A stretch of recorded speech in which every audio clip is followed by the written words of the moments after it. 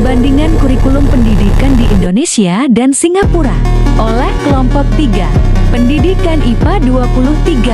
A. Mata kuliah telaah kurikulum IPA. Di sini kami beranggotakan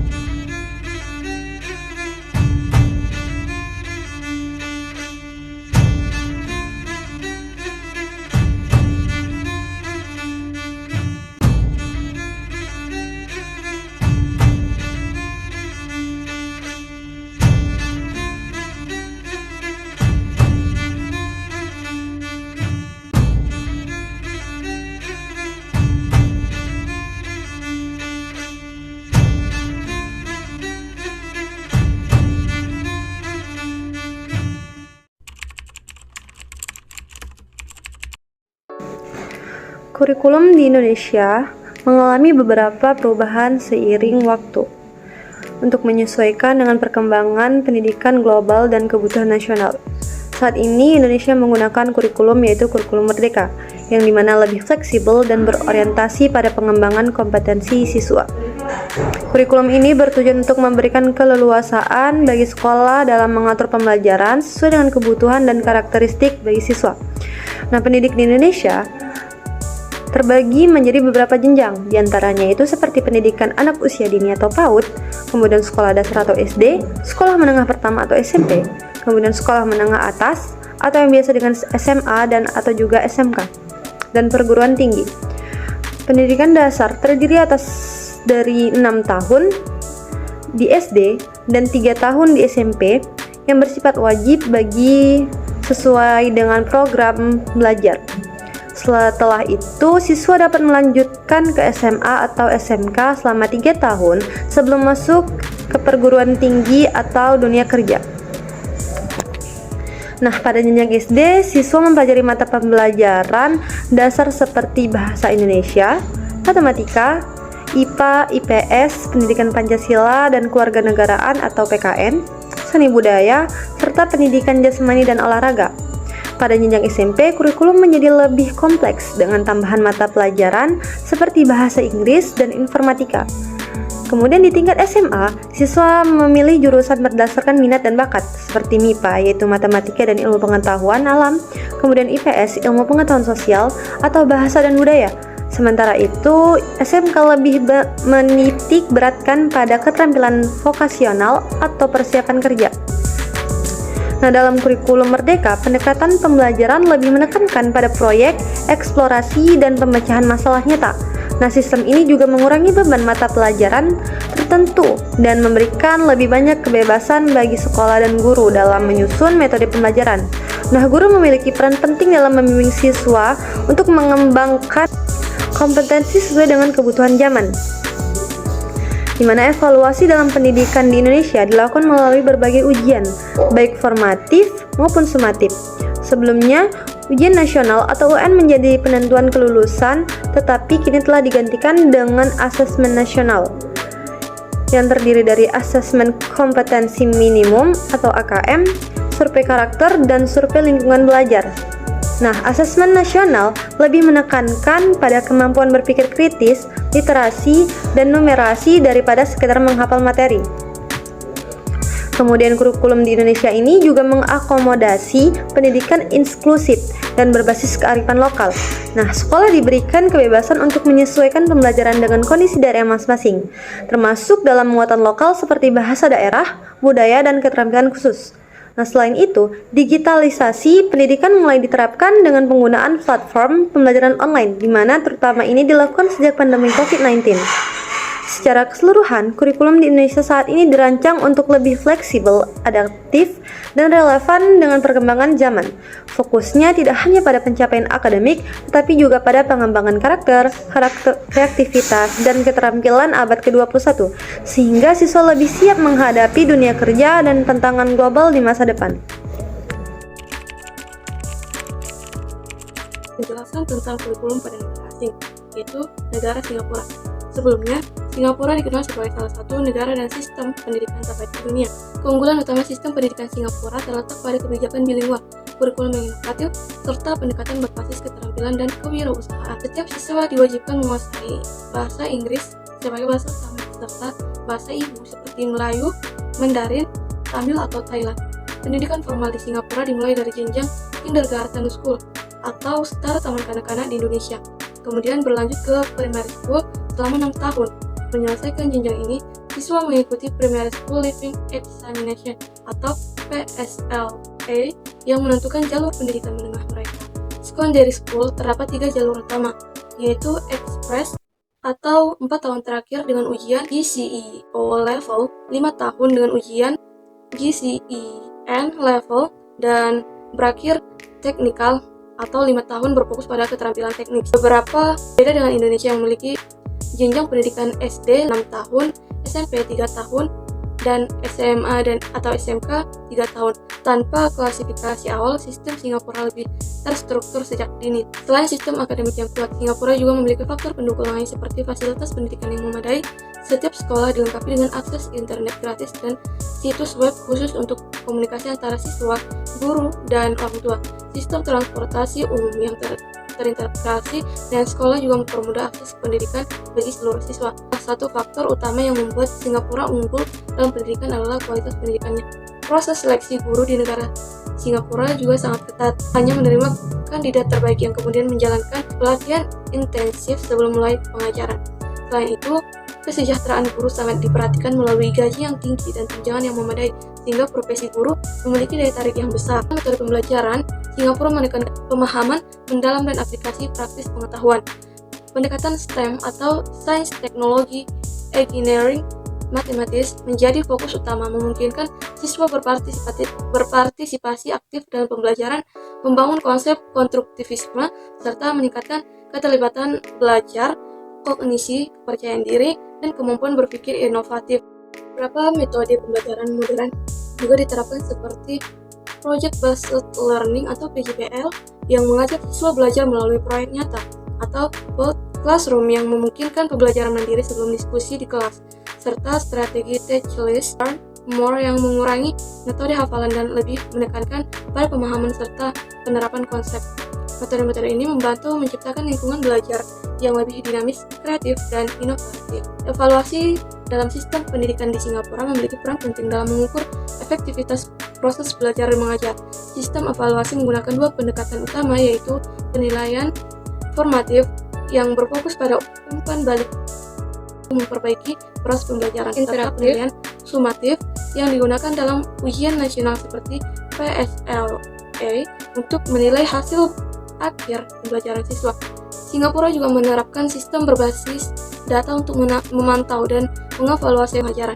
Hasil evaluasi ini digunakan untuk mengidentifikasi aspek yang perlu ditingkatkan di tingkat kelas, sekolah, maupun nasional. Dan sistem evaluasi, kualitas pendidikan di Singapura sangat dipengaruhi oleh pendidikan yang berkualitas, seperti seleksi calon guru dilakukan dengan sangat ketat dan mereka mendapatkan pelatihan intensif sebelum memulai pengajaran.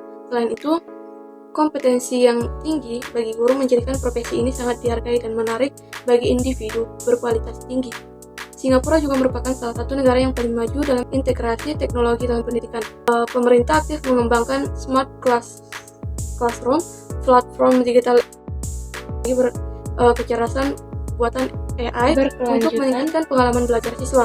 Salah satu inovasi terbesar adalah Student Learning Space atau SLS, platform digital yang memungkinkan siswa mengakses materi pembelajaran kapan saja dan di mana saja, mendorong mereka untuk belajar mandiri.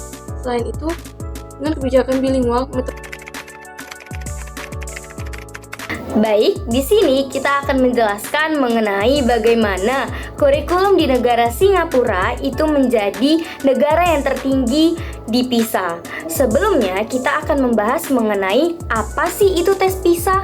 Nah, tes PISA itu merupakan penilaian internasional yang mengevaluasi pengetahuan dan juga keterampilan siswa yang berusia 15 tahun di dalam berbagai mata pelajaran, termasuk matematika, sains, dan juga membaca. Nah, tes ini dilakukan oleh Organisasi untuk Kerjasama Ekonomi dan Pembangunan atau yang disingkat dengan OECD, dan memberikan wawasan berharga tentang kualitas sistem pendidikan yang ada di seluruh seluruh dunia. Nah, sebelum kita membahas mengenai kurikulum yang ada di negara Singapura, kita harus tahu dulu nih bagaimana sistem pendidikan yang ada di negara Singapura. Nah, Singapura itu memiliki sistem pendidikan yang maju di dunia. Singapura itu termasuk ke peringkat ke-19 secara global. Nah, keberhasilannya ini mendorong terciptanya pola kehidupan yang berkembang pesat, didukung oleh sumber manusia yang memiliki pendidikan tinggi. Singapura juga menjadi salah satu rujukan utama di dalam dunia pendidikan. Keunggulan sistem pendidikan di Singapura itu terletak pada tujuannya yang untuk memenuhi kebutuhan pendidikan individu serta mengembangkan bakat siswa dan juga siswinya. Selain itu, kebijakan kurikulum bilingual yang menggabungkan bahasa ibu dan juga bahasa Inggris itu merupakan sebagai bahasa pengantar pembelajaran yang diterapkan di Singapura. Nah, pada PISA 2022, Singapura itu berhasil menggantikan posisi Cina yang sebelumnya menduduki peringkat pertama pada PISA di tahun 2018. Nah, keberhasilannya inilah yang bukanlah kebetulan, melainkan hasil dari berbagai strategi dan juga kebijakan yang diterapkan oleh pemerintah dan masyarakat yang ada di Singapura. Sistem pendidikan yang ada di Singapura itu menjadi salah satu yang terbaik di dunia dengan fokus pada kualitas pengajarannya, kurikulumnya yang inovatif dan juga fasilitas yang modern. Pendidikan di negara Singapura ini dimulai dari tingkat sekolah dasar selama 6 tahun diikuti oleh pendidikan menengah, kemudian sampai universitas yang ketat. Pemerintah Singapura berinvestasi dalam meningkatkan mutu sumber daya manusia serta menerapkan kurikulum yang mendorong pengembangan keterampilan yang praktis, sehingga pelajar internasional juga memiliki kesempatan untuk mengikuti program unggulan dan menikmati fasilitas pendidikan yang lengkap. Semua faktor inilah yang menjadikan Singapura itu sebagai tujuan pendidikan yang menarik bagi pelajar global. Nah, sekarang kita masuk nih membahas mengenai kurikulum yang ada di negara Singapura yang bisa menjadi peringkat tertinggi yang ada di PISA. Singapura itu kan secara konsisten menempati peringkat atas dalam program For International Student Assessment atau PISA, sebuah evaluasi global yang terhadap kemampuan siswa dalam membaca, matematika, maupun sains. Keberhasilan ini gak lepas dari berbagai keunggulan yang ada di dalam kurikulumnya dan juga sistem pendidikan yang diterapkan. Nah, ada nih beberapa faktor kunci yang berkontribusi pada pencapaian tersebut. Yang pertama, yaitu mengenai kurikulum berbasis keterampilan abad ke-21. Nah, kurikulum pendidikan di Singapura itu dirancang untuk membekali siswa dengan keterampilan yang berpikir kritis, pemecahan masalah, dan juga komunikasi yang efektif. Fokus utamanya adalah mempersiapkan siswa dalam menghadapi tantangan dunia yang modern, seperti perubahan teknologi dan juga tuntutan kerja global. Sistem inilah yang memprioritaskan keseimbangan antara penguasaan akademik dan juga keterampilan hidup, sehingga siswa itu siap beradaptasi di dalam berbagai situasi. Nah, kemudian yang kedua yaitu integrasi teknologi di dalam ini begitu unggul dalam PISA. Terkait dengan itu juga ada beberapa faktor yang membuat kurikulum Singapura begitu unggul dalam PISA. Yang pertama, karena kurikulum ini terbentuk secara struktur dan terfokus pada standar yang tinggi, di mana Singapura ini memiliki standar pendidikan nasional yang lebih jelas dan juga tinggi. Kurikulum pada Singapura ini dirancang dengan tujuan yang spesifik dan semua sekolah diharapkan untuk memenuhi standar tersebut. Hal ini tentunya memastikan bahwa semua siswa mendapatkan pendidikan yang berkualitas sesuai dengan standar terlepas dari latar belakang mereka. Kurikulum ini juga diringkas secara mendalam, di mana kurikulum Singapura ini tidak terlalu luas tetapi sangat mendalam. Artinya, dia berfokus pada pemahaman konsep inti, bukan pada hafalan fakta. Hal ini memungkinkan siswa untuk mengembangkan pemahaman yang kuat tentang materi pelajaran dan menerapkan pengetahuan mereka dalam situasi yang berbeda. Kemudian yang kedua, pendekatan pembelajaran secara inovatif, di mana ternyata negara Singapura ini menggunakan metode matematik Singapura. Nah, dengan penekanan pada pemahaman konseptual dengan referensi visual ini telah terbukti sangat efektif di negara ini, di mana pendekatan ini ternyata membantu siswa untuk membangun dasar matematika yang kuat dan mengembangkan keterampilan dalam pemecahan masalah yang sangat penting. Kemudian pembelajaran berbasis inquiry, di mana kurikulum Singapura ternyata mendorong pembelajaran berbasis inquiry, di mana siswa itu selalu dituntut untuk terus bertanya, berketerampilan, menyelidiki, dan menemukan jawaban mereka sendiri. Hal ini tentunya membantu siswa untuk mengembangkan keterampilan berpikir kritis dan berkreativitas tinggi. Kemudian faktor selanjutnya ada penggunaan teknologi, di mana teknologi diintegrasikan ke dalam pembelajaran untuk meningkatkan keterlibatan siswa yang diajarkan untuk menggunakan teknologi secara efektif untuk belajar, berkolaborasi, dan menciptakan. Kemudian yang ketiga, ada guru yang berkualitas tinggi. Ternyata di Singapura ini juga melakukan penyeleksian dan pelatihan yang ketat, di mana guru-guru yang ada di Singapura diseleksi secara ketat dan diberikan pelatihan yang intensif. Mereka juga mendapatkan dukungan yang berkelanjutan untuk meningkatkan keterampilan mereka dan mengikuti perkembangan terbaru dalam pendidikan, pengembangan profesional yang berkelanjutan. Guru didorong untuk berpartisipasi dalam pengembangan profesional yang berkelanjutan seperti lokakarya, seminar, ataupun konferensi.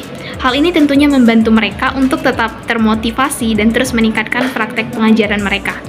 Yang keempat ada sistem penilaian yang efektif, di mana penilaian pada metode ini di negara Singapura menggunakan penilaian formatif dan sumatif. Singapura menggunakan kombinasi penilaian secara formatif dan sumatif untuk mengukur kemajuan siswanya. Penilaian formatif ini ternyata memberikan umpan balik yang berkelanjutan kepada siswa dan juga guru. Sedangkan pada penilaian sumatif itu digunakan untuk mengevaluasi pencapaian siswa pada akhir periode pembelajaran. Nah, kemudian di situ penggunaan penekanan pada umpan balik, di mana umpan balik yang efektif sangat penting dalam sistem pendidikan di Singapura. Guru itu memberikan umpan balik yang spesifik dan tepat waktu kepada siswa untuk membantu mereka mengidentifikasi kekuatan ataupun kelemahan mereka dalam meningkatkan kinerja belajar. Kemudian yang kelima ada budaya pendidikan yang kuat. Nilai-nilai yang ditanamkan ternyata negara Singapura ini juga memiliki budaya pendidikan yang kuat untuk menekankan nilai-nilai seperti kerja keras, disiplin, ataupun keunggulan. Nilai-nilai yang ditanamkan inilah yang diterapkan sejak usia dini dan membantu mereka mengembangkan etos kerja yang kuat. Faktor yang lainnya juga ada dukungan masyarakat, di mana pendidikan sangat dihargai di Singapura dan ada dukungan yang kuat di masyarakat untuk sistem pendidikan. Orang tua dan masyarakat tentunya juga merupakan faktor di dalamnya yang terlibat dalam pendidikan anak-anak mereka. Dengan kombinasi faktor-faktor ini, itulah sebabnya kenapa Singapura telah berhasil membangun sistem pendidikan yang menghasilkan siswa-siswi berprestasi tinggi dan siap menghadapi tantangan abad ke-21. Untuk memperbaiki kurikulum pendidikan di Indonesia, diperlukan kebijakan berorientasi pada masa depan dan relevan dengan kebutuhan siswa serta dunia kerja. Ada beberapa kebijakan yang bisa diterapkan seperti fleksibilitas kurikulum, di mana kurikulum harus lebih fleksibel agar siswa dapat memilih mata pelajaran sesuai dengan minat dan bakat mereka. Saat kurikulum ini seringkali terlalu padat dengan banyaknya mata pelajaran yang membuat siswa kewalahan. Dengan sistem yang lebih fleksibel, mereka dapat lebih fokus pada bidang yang ingin mereka tekuni, baik dalam bidang akademik maupun keterampilan seperti vokasional. Kemudian ada peningkatan kualitas guru, di mana guru sangat penting dalam tombak pendidikan, di mana pelatihan yang berkelanjutan sangat penting untuk meningkatkan kompetensi mereka dalam mengajarkan program sertifikasi yang lebih relevan. Dengan perkembangan zaman juga diperlukan agar guru tidak hanya mengandalkan metode pengajaran konvensional, tetapi juga mampu mengadopsi pendekatan yang lebih inovatif. Insentif bagi guru yang aktif mengembangkan diri juga bisa meningkatkan kualitas pengajaran secara keseluruhan.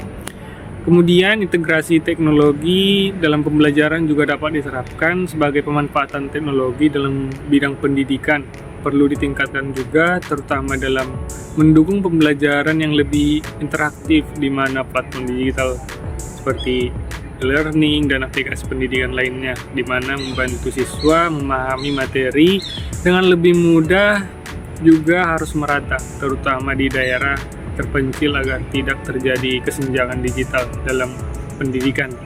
Kemudian ada kurikulum berbasis kompetensi di mana pendidikan harus lebih berfokus pada pengembangan keterampilan seperti berpikir kritis, problem solving, kreativitas, dan kolaborasi metode, di mana berbasis proyek e-learning juga perlu diterapkan agar siswa terbiasa menghadapi tantangan nyata dan mencari solusi secara mandiri maupun kelompok. Baik, di sini saya akan menjelaskan lanjutan dari kebijakan apa saja yang perlu dilakukan untuk memperbaiki kurikulum di Indonesia. Selanjutnya, kurikulum harus sesuai dengan kebutuhan dunia kerja. Dengan perkembangan zaman saat ini, dunia kerja terus berubah dan pendidikan harus menyesuaikan diri. Jangan sampai lulusan hanya punya ijazah tetapi tidak memiliki keterampilan yang dibutuhkan di lapangan kerja. Maka sekolah perlu mengadakan kegiatan seperti yang pertama itu bekerja sama dengan industri, misalnya dengan menghadirkan praktisi sebagai mentor. Selanjutnya memberikan kesempatan magang atau praktik kerja. Tujuannya agar siswa berpengalaman sebelum masuk ke dunia kerja. Selanjutnya yaitu menyediakan sertifikasi keterampilan supaya lulusan punya bukti keahlian yang diakui perusahaan. Dengan cara ini, siswa akan lebih siap bersaing setelah lulus. Nah, kebijakan selanjutnya yaitu kurikulum harus mempunyai pendidikan karakter dan kewarganegaraan. Sebagai seorang siswa, pintar saja itu tidak cukup. Siswa harus punya karakter yang baik. Mereka perlu diajarkan integritas, tanggung jawab, dan kepemimpinan. Selain itu, mereka juga harus paham bagaimana berperan sebagai warga negara yang cara yang bisa dilakukan di sekolah itu yang pertama mengajarkan nilai-nilai moral dan etika.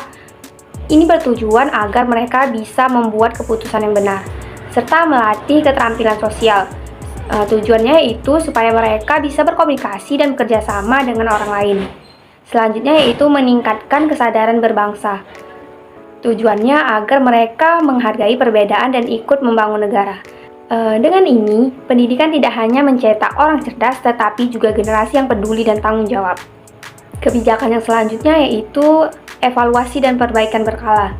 Kurikulum harus terus berkembang agar sesuai dengan perkembangan zaman. Maka perlu dilakukan evaluasi secara berkala dengan cara melibatkan guru, siswa, dan pakar pendidikan agar perubahan yang dibuat benar-benar bermanfaat. Evaluasi yang digunakan dapat menggunakan data dan riset supaya kurikulum yang dibuat berdasarkan fakta melakukan perubahan secara bertahap agar sistem pendidikan tetap stabil dan tidak membingungkan siswa serta guru. Dengan evaluasi yang baik, kurikulum bisa diperbaiki tanpa harus diubah secara drastis. Jika semua perbaikan kurikulum tersebut diterapkan, maka kurikulum di Indonesia akan lebih relevan, fleksibel, dan bermanfaat. Sekian penjelasan dari kelompok kami, kelompok 3. Lebih dan kurangnya kami mohon maaf. Sekian dan terima kasih. Sampai jumpa lagi.